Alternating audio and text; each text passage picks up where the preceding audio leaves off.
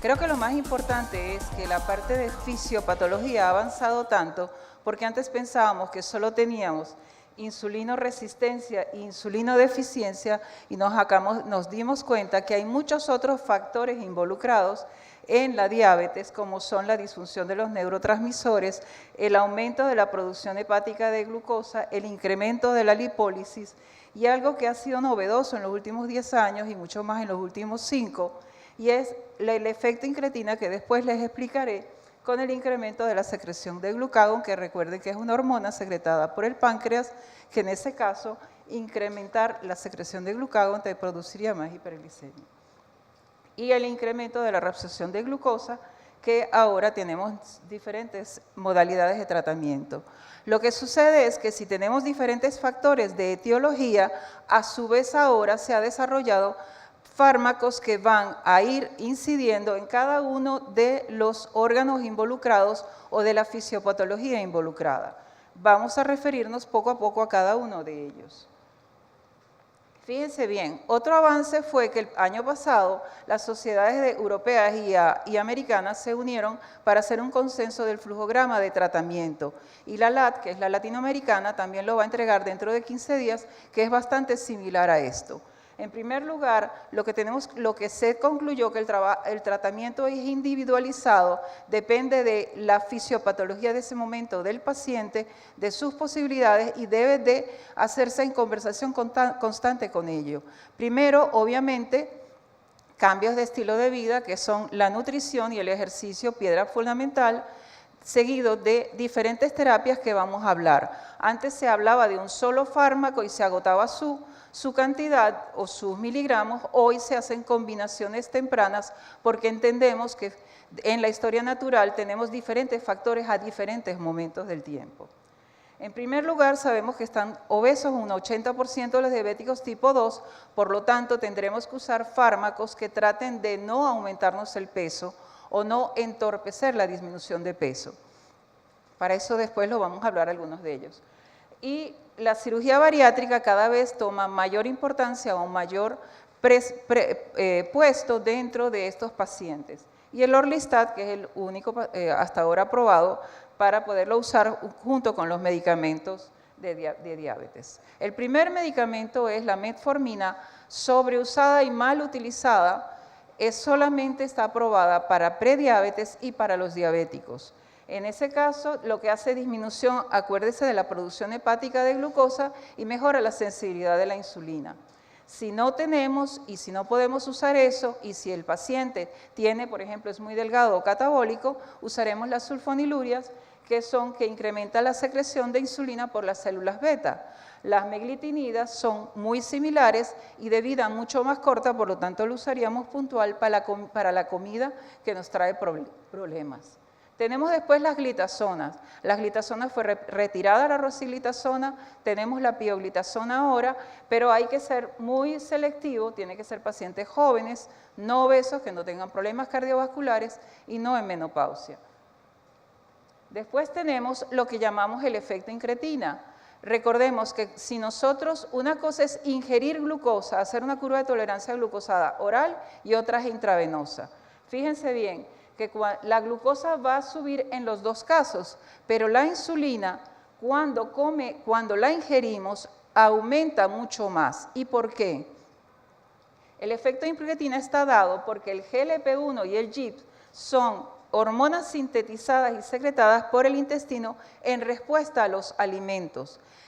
Por parte de estas investigaciones se empezó a ver y se escogieron y se sintetizaron análogos de GLP-1 que son precisamente de esas hormonas que se pueden usar por vía parenteral. Lo bueno de ellas es que mejora la secreción de la insulina por parte de la célula beta, pero también inhibe lo que es la secreción del glucagón por las células alfa. Además, retarda el vaciamiento gástrico y una cosa importante es que da saciedad. Por lo tanto, ahorita inclusive se está proponiendo usarlo en pacientes obesos no diabéticos, pero no está aprobado todavía. Ahora, ¿qué es lo que nos pasa? Si nosotros ingerimos la comida, se nos libera el GLP-1 y el GLP-1 activo inmediatamente en 1 o 2 minutos es degradado por una enzima que se llama DPP-4, ¿Qué es lo que pasa ahora? Tenemos lo que se llaman los inhibidores de la DPP4, porque los GLP-1 son de vía parenteral, pero los DPP4 los podemos usar por vía oral. Y de esa manera lo podemos usar en pacientes obesos, sobrepeso, adulto mayor, porque va a mejorar la secreción de insulina, la de glucagón, y no va a hacernos aumentar de peso. Otra cosa es la insulina. Uy, ¿qué pasó? Ok. La insulina la podemos usar desde el principio hasta el final, combinado con los diferentes fármacos, porque sabemos que va a sustituir nuestras deficiencias. En ese caso tenemos insulinas humanas y análogos de insulina. La diferencia fundamental, obviamente, el precio. Por desgracia, las humanas son más económicas, siendo la regular de vida corta para las comidas y la basal, la NPH, tendríamos que usarla 2 veces al día, pero tiene picos, requiere de ser muy estricto con las meriendas y puede producir, por lo tanto, hipoglicemias. Los análogos de insulina, al tener una vida media mucho más corta, puedes decidir la comida e inyectarte en ese mismo momento y a los 10 minutos comer. Con la regular tienes que esperar más tiempo y la vida es más larga. Otra cosa muy interesante en los basales, en lo que es glargina, detemir, es que son más planas, no producen hipoglicemias porque no tienen picos. Aquí vamos a verlo. Los análogos basales, llamamos basales cuando queremos tener nuestra glicemia normal antes de comer, sin comida. Esos son los análogos basales. Entonces, la NPH es la humana, fíjense que tiene un pico y una media vida como de 12 horas, pero cuando hablamos de los análogos, la glargina tiene una media vida de más o menos 24 horas, detemir tiene un poco menos, pero se puede usar inclusive porque produce menos hipoglicemia, entonces va a ser mucho más beneficiosa para nosotros. Ahora, otra insulina que viene, pero no ha venido todavía aquí, es el de Gludet, que es una insulina ultralenta porque va a poderse usar cada 2 o 3 días, siendo más ventajoso porque menos inyecciones va a requerir. Esta es nueva, pero no ha llegado todavía. Los análogos prandiales, fíjense la diferencia. Cuando nosotros usamos insulina regular, nosotros tenemos que usar el inicio de la acción a los 30 minutos y la media vida es de 2 a 4 horas o 6, requiriendo de esa manera una merienda. Cuando nosotros usamos los análogos, que son Aspart, Lispro o Glulicide, la media vida es enseguida 5 o 10 minutos y son apenas de 2 o 3 horas, es puntual y tú decides cuándo comer. En cambio, cuando tú estás con la NPH tienes que ser muy estricta con los horarios. Eso te da ventajas para gente joven que tiene que comer en la calle o que puede tener inclusive su lápiz o su inyección en la cartera. Los análogos bifásicos tienen la combinación, obviamente, de la parte de la insulina rápida en una proporción que te lo dice y tiene además la proporción de la básica. Eso, por supuesto, los análogos van a producir también menos hipoglicemias, pero son más costosos. Ahora, ¿cuáles son los hipoglicemiantes nuevos que tenemos? Recordemos que antes yo les había mencionado que habían diferentes modalidades de tratamiento que nosotros habíamos tenido hasta estos momentos, pero ahora tenemos algo que nos puede trabajar a nivel renal y a nivel de los neurotransmisores. Y vamos a tener también otro que nos va a ayudar a nivel intestinal, al nivel del sistema gastrointestinal y de hígado. Vamos a ver cuáles son. Fíjense bien, si la persona regularmente pueda tener una baja actividad dopaminérgica en el hipotálamo, esto lo que va a conllevar que el sistema neuroendocrino esté alterado. De esa manera, nosotros vamos a tener aumento de norepinefrina, aumento de prolactina, de glucagón, acuérdense que es hiperglicémico, leptina y disminución de adiponectina. Todo eso nos va a traer aumento de la resistencia a la insulina postprandial, aumento de los ácidos grasos libres y de los triglicéridos. Por lo tanto, nos va a traer disfunción de la célula beta y diabetes. ¿Qué pasa en ese momento? La bromocriptina fue un medicamento que hemos usado durante muchos años para manejar prolactina, para disminuir prolactina. Pero en ese caso ahora se ha sintetizado un agonista del receptor de la dopamina que es similar a la bromocriptina, es una nueva presentación oral y no da tantas náuseas como daba el otro, y se aprobó para el tratamiento de la diabetes de a partir del 2009. Otra posibilidad es el viejo Colesevelan, que se sabe el efecto en lípidos porque reduce el LDL de 15 a 19% y asociado a las estatinas tenemos entre 42 y 48% de disminución. Pero en el efecto de la glucosa también lo hay, porque los secuestrantes de ácidos biliares lo que van a hacer es una interacción con los receptores hepáticos e intestinales que van a intervenir en la transcripción de los genes envueltos en glucogenólisis, transporte de la glucosa, glicólisis y algo que es importante que induce producción de la GLP-1, que era la hormona gastrointestinal que le expliqué antes. Entonces el Colesevelan es otra posibilidad terapéutica pero que no tenemos, pero que ya está en vista. Ahora bien, otro nuevo que todavía tampoco tenemos, pero ya ha sido aprobado en algunos países, es lo siguiente. Vamos a ver qué pasa en el riñón, primero para poderlo entender. El riñón tiene un rol importante en el metabolismo de la glucosa. Contribuye entre 20 a 25% de la glucogenólisis.